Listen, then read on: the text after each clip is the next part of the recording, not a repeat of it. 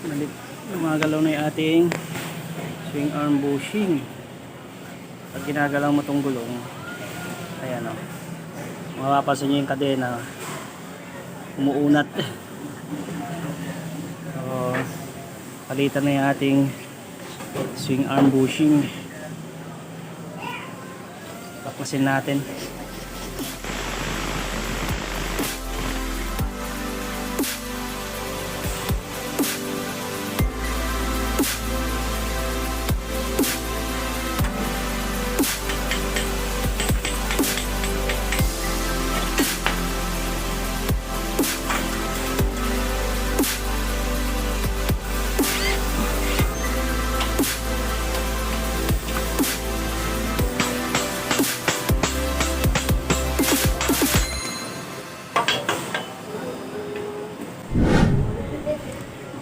Ito guys, oh.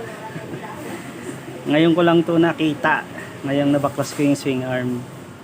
Ayun. Meron na palang kalawang sa ilalim.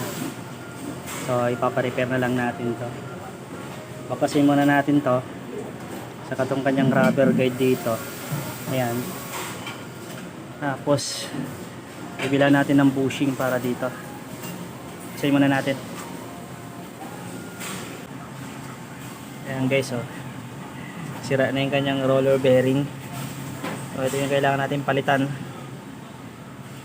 Bilan natin ng pyesa. Baklasin muna natin to. So ayun, tanggal na natin yung kanyang bearing, dalawa. So pahirapan yung pagtanggal guys. Ang hirap pukpukin. Wala tayong tools na na puller o pang tulak, kundi pukpok lang talaga. So napagtiyagaan naman natin. Ito yung bibilhin natin, hanap tayo kung saan pwede makabili para mapalitan natin. Kaya laki ng alog pala ng ating swing arm dahil dito. Akala ko bushing lang, bearing pala yun nasa loob. First time ko kasi magbaklas na ito eh. Ayan, hanap tayo sa shop. So ito yung nalinis nating swing arm, binaklas natin kanina. Share ko lang guys, tulad nito, ayan, simula kasi nung nabili natin tong jigsaw natin, ngayon pa lang natin siya nabaklas kasi naramdaman na natin na may alog na, kaya binaklas natin. Ngayon ito nakita natin, may kalawang na sa ilalim, kinakain na siya ng kalawang. So ang pinaka delikado dito, itong brake. Dito kasi connected yung brake natin sa rear brake. Ito yung pinaka stopper nya. Nasisimulan na rin siyang kainin ng kalawang guys. So delikado to. Kaya sa mga gaya kung may Gixxer na lumang model at hindi pa kayo nagbukas ng swing arm, hindi pa nagpabaklas, ipacheck nyo na yung sa inyo guys, para sigurado lang din tayo. Kaya nilinis ko na to, paparepair natin, papalitan natin dito, papaweldingan natin ng bago, tapos bila natin ng bearing. So ayun, habang naantay natin matapos yung pag-repair ng ating swing arm, bumili tayo ng mga bearing saka bushing. So ito yung kailangan natin, luma, pero ito lang yung available. Dalawang stick bearing at saka dalawang bushing. Itong part na to, okay pa naman to, ibabalik na lang natin yung dalawa. Pili ko nga pala tong bearing sa may Star Bike Susano Road, malapit sa Novaliches Bayan. Yung stick bearing 200 isa, so dalawa yan. Tapos yung bushing, kaya umabot tayo ng 520. So mahal ng pyesa. So ito na yung swing arm natin, tapos na i-repair. So yung nilagay na dito na plate, stainless plate, ayan makapal to, mga 3mm yung kapal ng plate. Tapos winelding ng solid, yan paikot. Ayan. So lilihain na lang natin tong mga kalakalawang dito sa gilid, tapos pinturahan uli natin para maging bago. Pero bago natin pinturahan, lagay muna natin yung bearing dito para hindi na natin magasgas pag napinturahan na. Okay.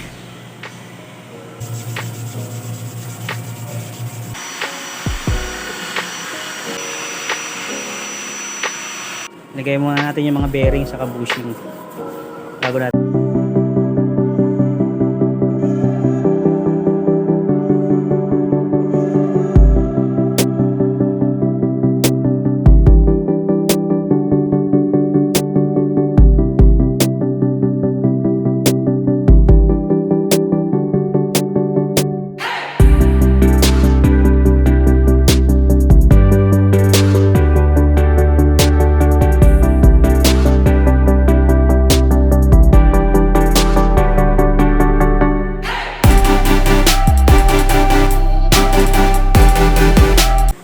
So, ginawa natin dito para maidiin yung bushing. Ginamit mismo natin tong axle ng swing arm para itulak. Habang hinihigpitan mo, tinutulak niya. So, ito isa, pabaon na, tapos yung isa naman. So, kulang na spacer natin para may angat naman yung nasa ilalim. Dagdagan natin ng spacer. So, ayun, pahirapan maglagay. Pinturahan na natin.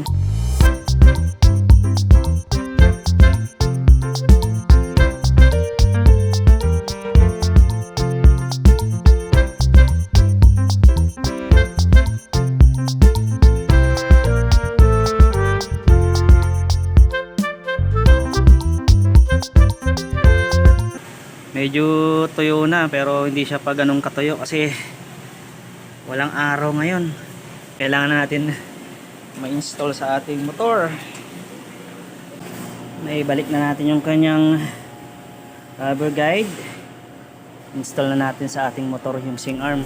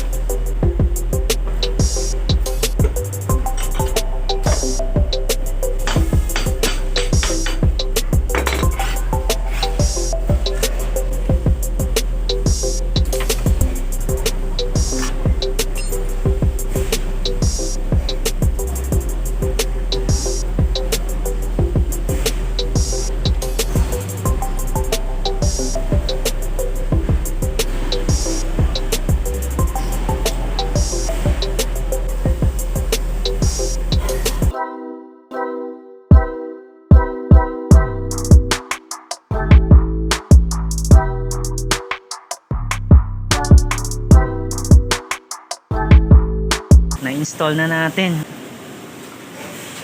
Wala nang alog to guys. Solid na. Ayan. So, bago natin i-install yung swing arm, nilinis na natin yung mga kadena, sprocket. Pati dito yung sprocket dyan sa may sensor ng speed meter. Yan, sa ilalim. Solid na to. Andarin natin. So, ayan.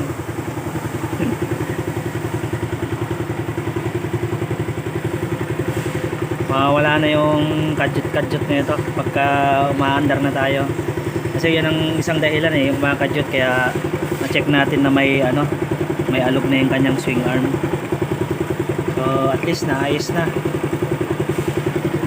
Medyo mahirap nagtanggal nung bushing kasi wala tayong tools, pero yung pagbalik medyo okay. Kasi ginamit mismo natin yung kanyang axle para panulak papasok yung bearing, pero overall okay naman. So ayun guys, isa na namang issue sa ating jigsaw ang naayos natin. Okay, salamat sa panonood kay Rider Garage. Please subscribe guys, support yung ating channel, Rider Garage. Thank you.